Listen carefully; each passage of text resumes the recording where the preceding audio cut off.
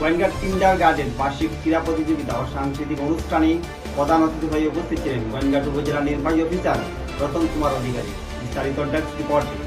সিলেটের গোয়াইনঘাট কিন্ডারগার্টেনে উৎসবমুখর পরিবেশে বার্ষিক ক্রীড়া প্রতিযোগিতা, সাংস্কৃতিক অনুষ্ঠান ও পুরস্কার বিতরণী 2026 অনুষ্ঠিত হয়েছে। 29 এপ্রিল 2026 বুধবার সকাল 11টায় বিদ্যালয় প্রাঙ্গণে বর্ণাঢ্য আয়োজনের মধ্য দিয়ে অনুষ্ঠান শুরু হয়ে বিকাল 2টায় শেষ হয়। গোয়াইনঘাট কিন্ডারগার্টেনের আয়োজনে ও প্রধান শিক্ষক আলিম উদ্দিনের পরিচালনায় অনুষ্ঠানে প্রধান অতিথি হিসাবে উপস্থিত ছিলেন গোয়াইনঘাট উপজেলা নির্বাহী অফিসার ইউএনও ও বিদ্যালয়ের পরিচালনা কমিটির সভাপতি জনাব রতন কুমার অধিকারী। অনুষ্ঠানে সভাপতিত্ব করেন সহকারী কমিশনার ভূমি ও বিদ্যালয়ের প্রিন্সিপাল ওমর ফারুক। এই সময় বিদ্যালয়ের কোমলমতি শিক্ষার্থী, অভিভাবক এবং শিক্ষক মণ্ডলী উপস্থিত ছিলেন। ক্রীড়া প্রতিযোগিতা শেষে এক মনোজ্ঞ সাংস্কৃতিক অনুষ্ঠান পরিবেশিত হয়। পরে বিজয়ীদের হাতে পুরস্কার তুলে দেন অতিথিবৃন্দ।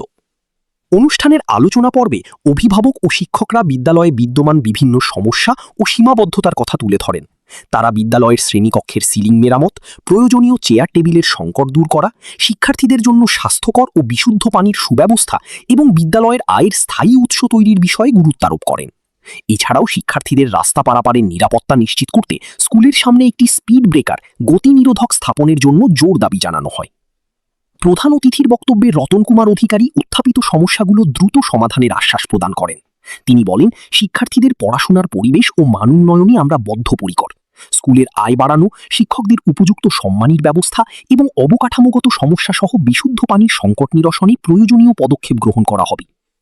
বক্তব্যকালে তিনি শ্রদ্ধার সাথে বিদ্যালয়ের প্রতিষ্ঠাতা তৎকালীন ইউএনও জনেন্দ্রনাথ সরকারকে স্মরণ করেন এবং বিদ্যালয়ের উন্নয়নে সবার সহযোগিতা কামনা করেন। দিনব্যাপী এই আয়োজনকে কেন্দ্র করে বিদ্যালয় প্রাঙ্গণে আনন্দঘন পরিবেশের সৃষ্টি হয়।